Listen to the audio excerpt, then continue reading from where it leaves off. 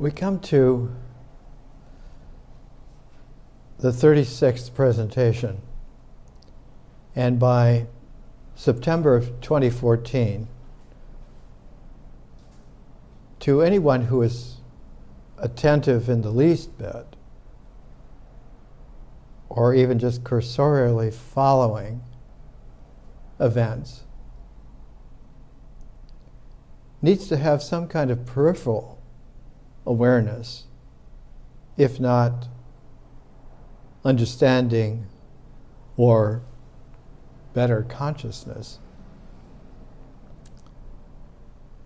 that we're in a new time form of civilization.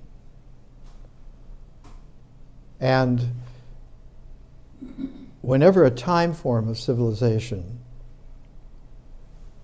changes, shifts, it's like a massive tectonic shift that produces earthquakes, as well as new landscapes.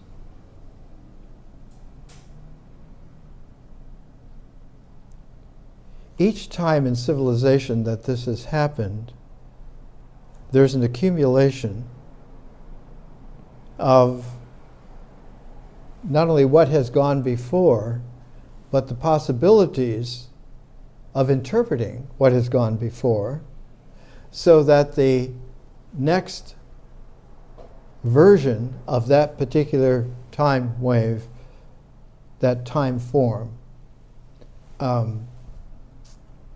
is stronger, more penetrating, more expansive.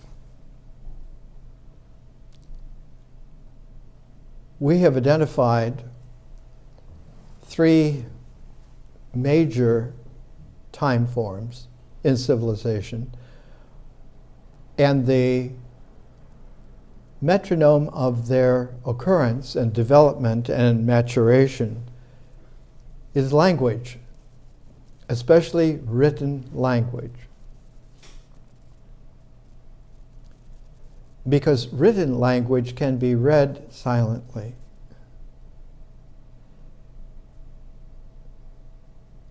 An oral language must be said. And so orality always has a very close tie to the ritual foundation. If you're going to speak, usually you speak with and to someone. You can sometimes sing alone, but singing is a very interesting quality of orality, which requires actually a poetic and is an adjunct to orality that is created by the ability to read and write.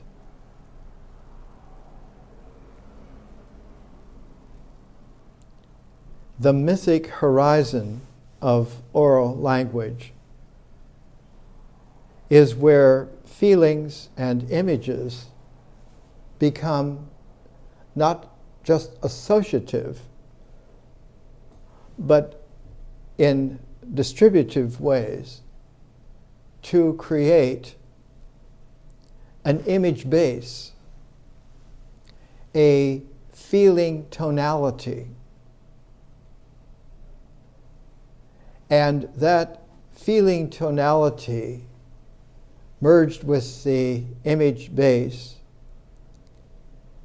becomes, in fact, a physiological dimension of the brain. In the mind, it's the imagination.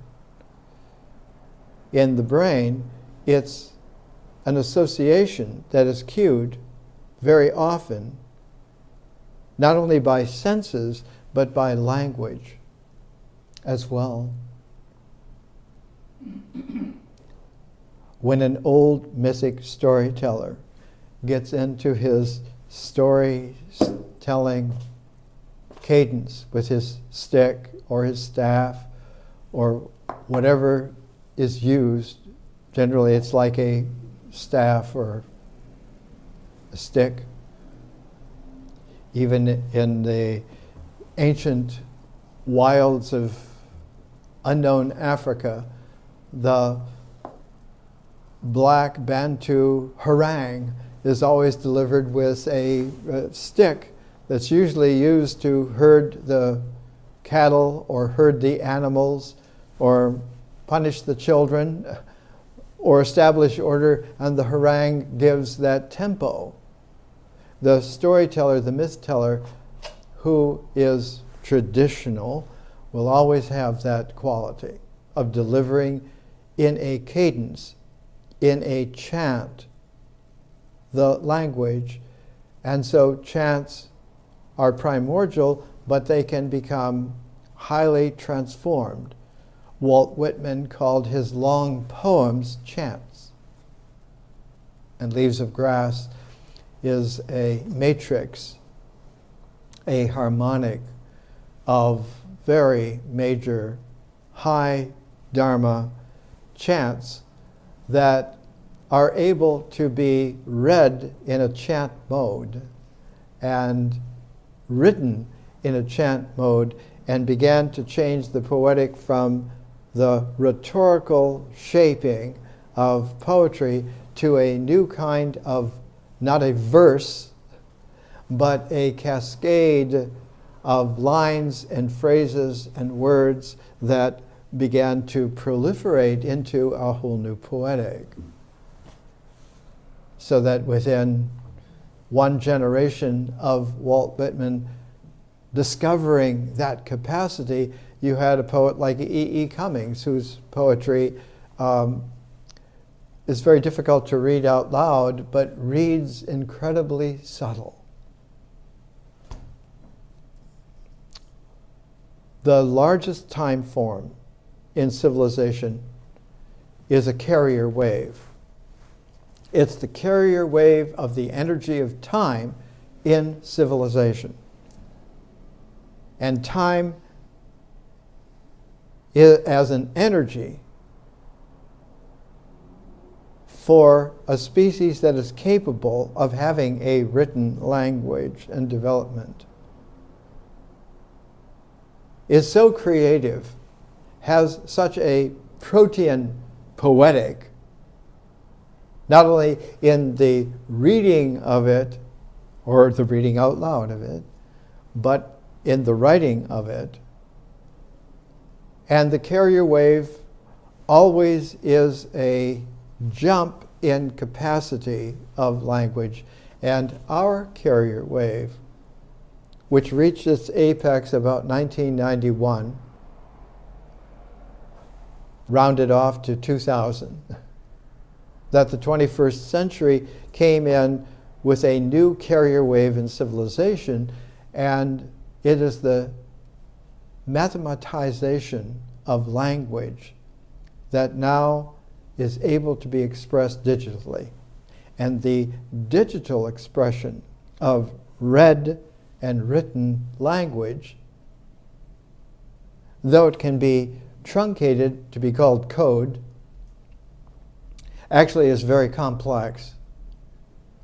And all of us are aware of this. What occurs, though, in a carrier wave is that the expansion is an expansion especially not just in the natural cycle of nature and the ritual actions and the mythic language and the symbolic integral of all of this together, but the further reach of a fifth dimension of vision, which has its own ecology of development into art and into history, into science. And all of this is affected especially by carrier waves as time forms in civilization. And as we have been talking, they always have a reference wave, like wave mechanics will have. But they also have not just the reference wave as the undertone, but they have overtones of persons best characterized by the term that Prince Louis de Broglie made apparent at one of the Solvay conferences of physics back in the 1920s, a pilot wave. A soliton person whose continuity in the constant continuum of the momentum of their differential consciousness having matured to a kaleidoscopic consciousness is able to bring in the advancement where the art of person generating to this complexity to being able to understand the entirety, not just of things and of the world, but of worlds almost without end. And that scientia now has just received a new home. This is the most detailed map yet of our place in the universe. Somebody from the University of Hawaii used a Hawaiian term, Laniakea. This is the shape of hundreds of thousands of galaxies, all in a family.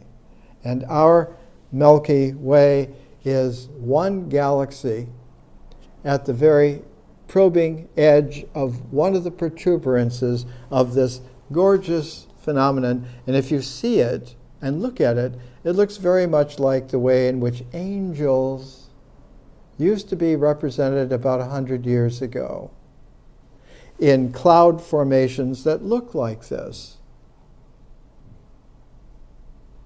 Because about 100 years ago, maybe 125 years ago, was the beginnings of the reference wave maturing enough so that the carrier wave was beginning to have an attraction. That the new carrier wave doesn't just appear then in time, but has a resonance. It has a resonance not only for what is occurring in that present apex, but has a symmetry of resonance going into the future and going into the past, recreating a new past, new interpretations, and delivering new possibilities for a future that maybe had never been seen before and now become possible. And so a carrier wave expands in the future and the new past, a harmonic of possibilities. So that being able to understand that even at the speed of light,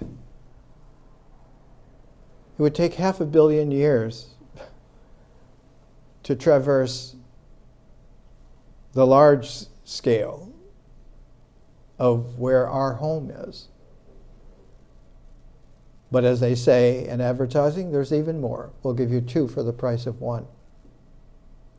There is another supercluster of galaxies, super.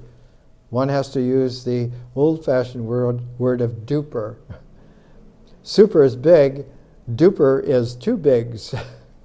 A super duper cluster of galaxies 500 million light years in diameter is paired with another that is almost a mirror image of this, and together make a 1 billion light year pair.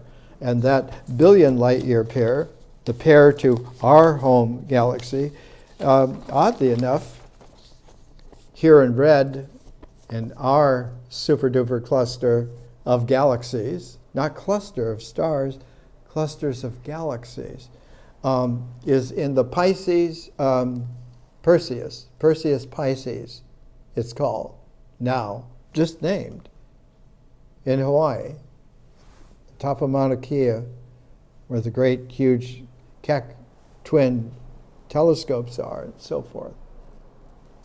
We have an expansion of what we can call home, which is staggering, to say the least, to even the most mad intuitions of just 100 years ago, of just 20 years ago.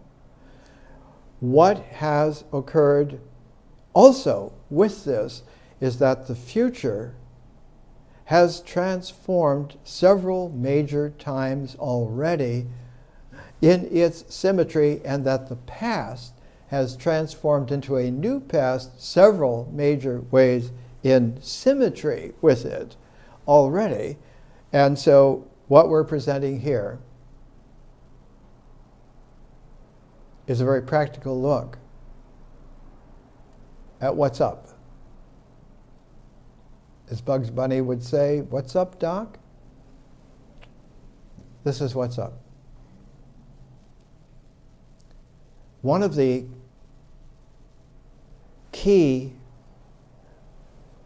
lightning-like diagonals into a complex structure is to follow types of persons, types of human beings, types that now become not just Homo sapiens, or the refinement of 40,000 years ago by art of Homo sapiens sapiens, wise about being wise, but a new humanity, Homo sapiens stellaris, star wisdom man, where your house is your star system, your neighborhood is the branch, the arm, whatever it is, of your galaxy, the country of your super duper galactic clusters, even in pairs. And the world is the universe beyond, which is already permeated by dimensions of consciousness, so that it becomes literally not only a four-dimensional or even a four conscious dimensional 8, or together as a 9-dimensional complementarity of them, but a 10th hyperspace. And it is that hyperspace, 10 dimensions, that is the way in which interstellar civilizations go to kindergarten. And when they learn enough in that scale of schooling, they acquire an 11th dimension of being able to fertily create an emergence, absorption, storytelling rhythm in a new poetic called the creation of reality. Now you got string theory, but in a kaleidoscopic double transform. You have quantum field theory in a differential and then kaleidoscopic transform. The differential consciousness is the fermentation for the water to become wine. The kaleidoscopic consciousness is a distillation where the wine becomes the cognac. On that scalar, it's very difficult to understand what would be a lightning diagonal through this complexity to illuminate. And the greatest lightning diagonal is to look at the feminine gender of conscious beings, even extending to Homo sapiens stellaris. What if we look at Homo sapiens stellaris women thus far in our civilization, which is just now beginning to get out of the crib, the bedroom, the playroom, and go to school and kindergarten, what is happening now in the new carrier wave for women in the species of Homo sapiens stellaris.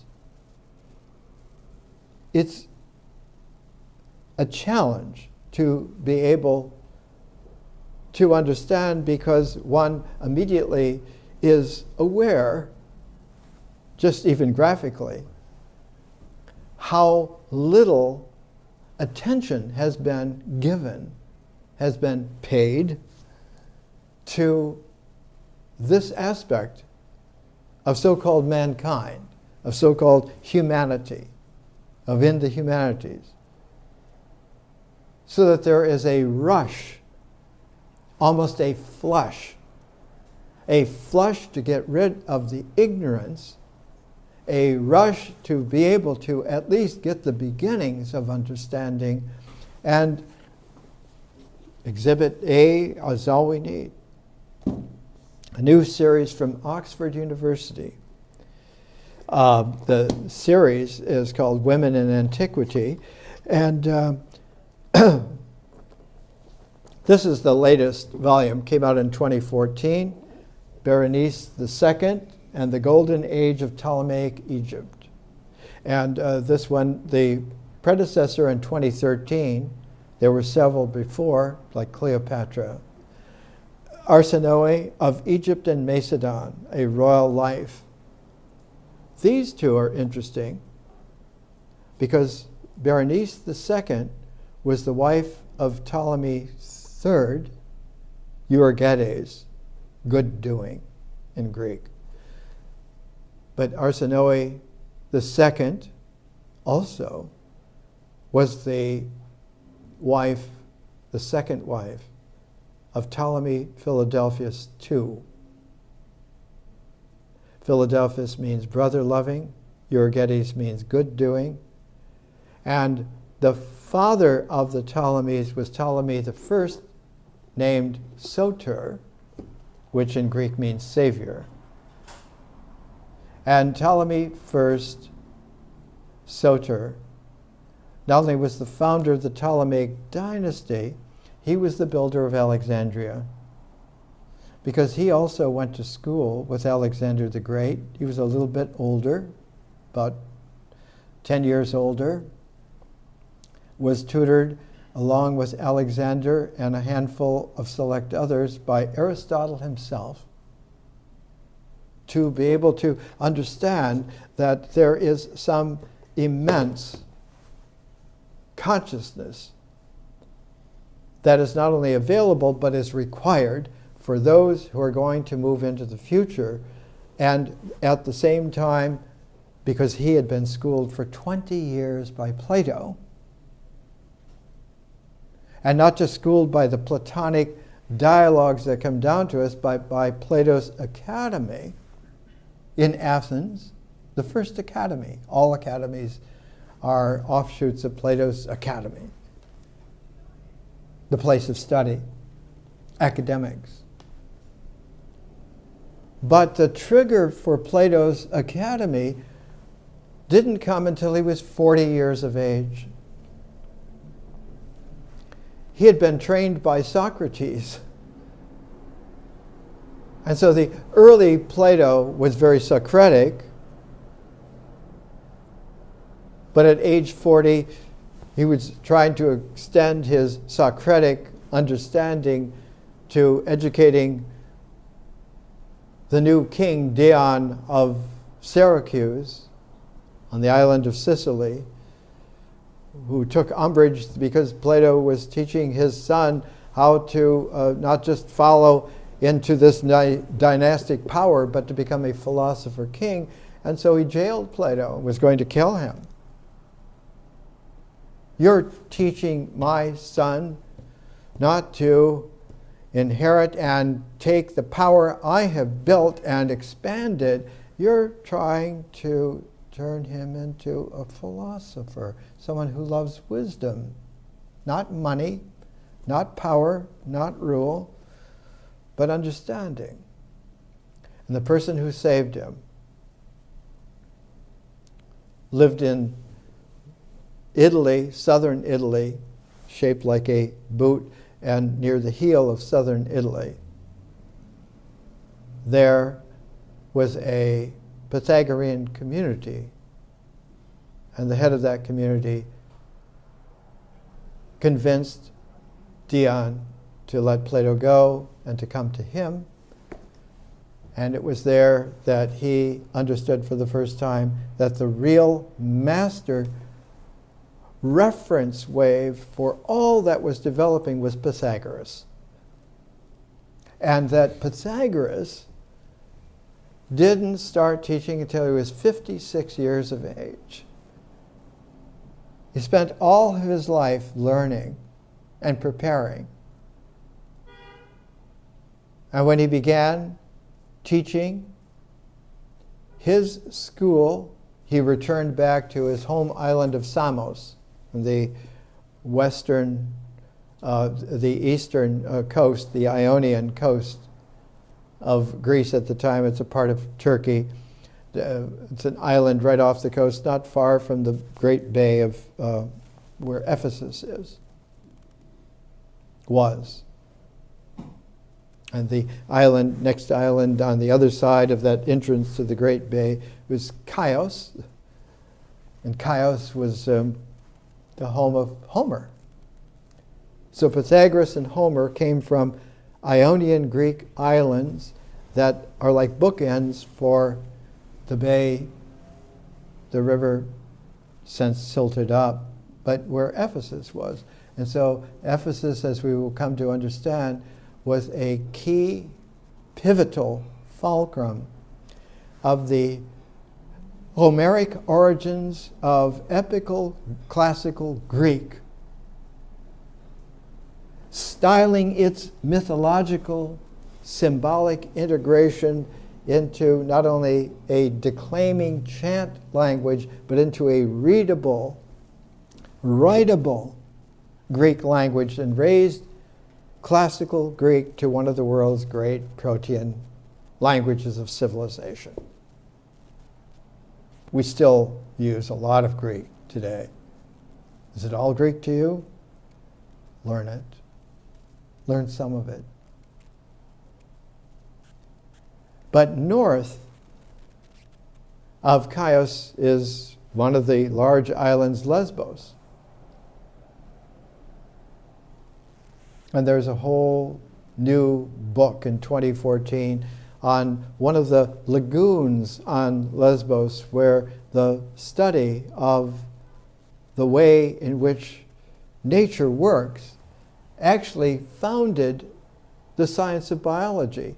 And that person who was just recently married and who lived on that lagoon was Aristotle, who after 20 years with the academy and after Plato died, 347, he spent several years in Lesbos after he married and spent very many happy years there.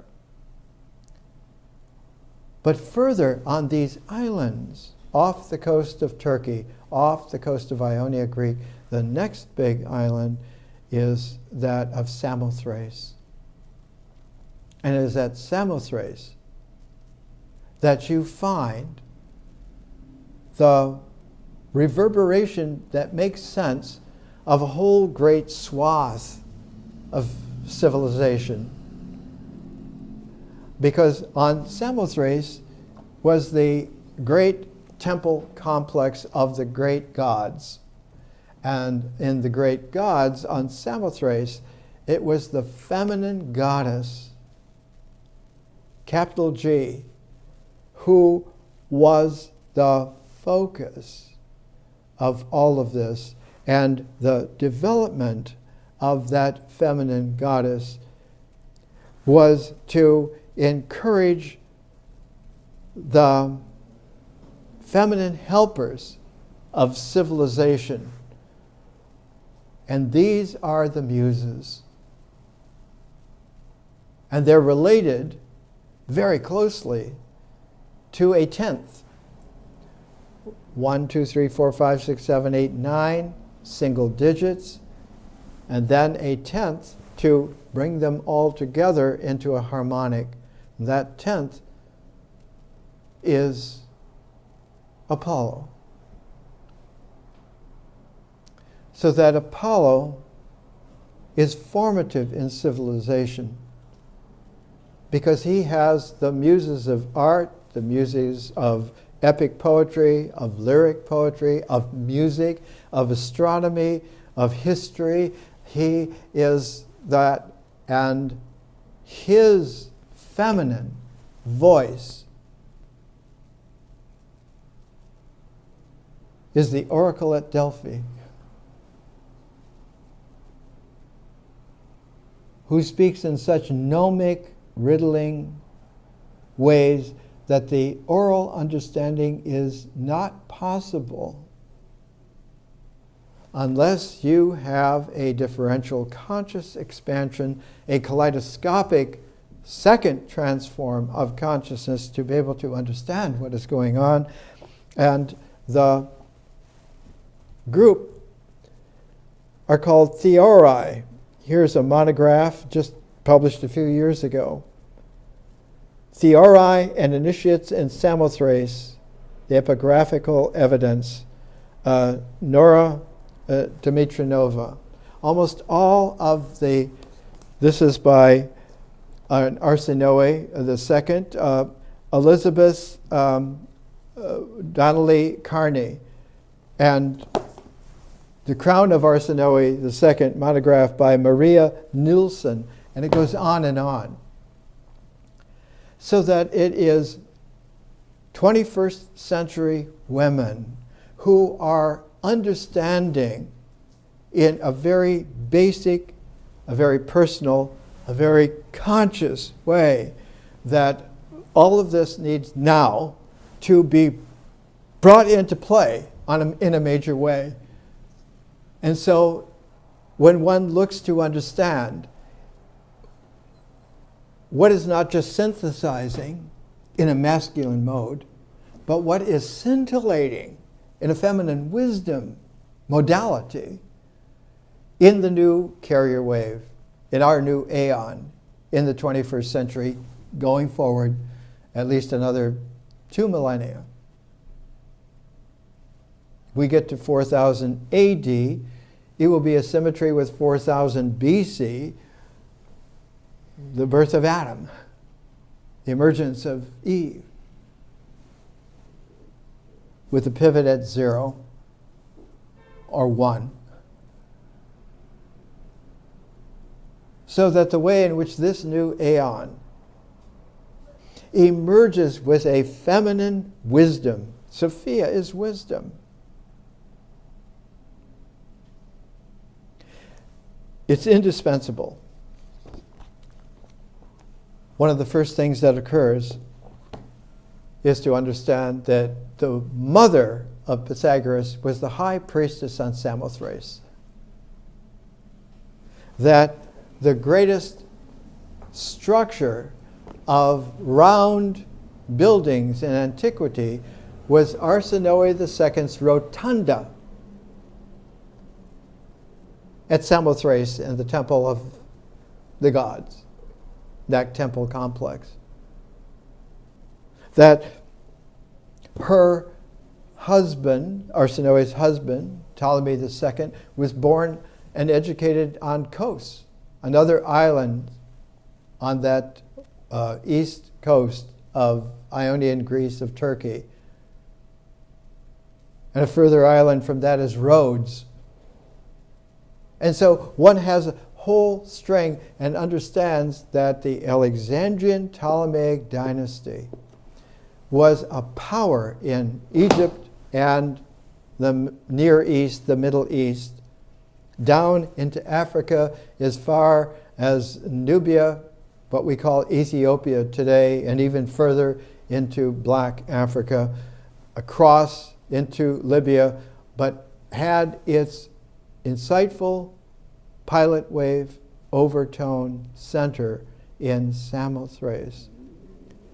And the big rotunda of Arsinoe II was approached by a sacred path and there was a field goal, a building like an arch called a propylaea in Greek, and it's through the propylaea of Ptolemy II, her husband, that one approaches and first sees the rotunda of his great wife Arsinoe II, where all of the wisdom of the muses of civilization had their home, related to the Sibyl at the Delphic oracle, who then spoke the riddles that could only be understood in the context of this great feminine learning. Let's take a little break.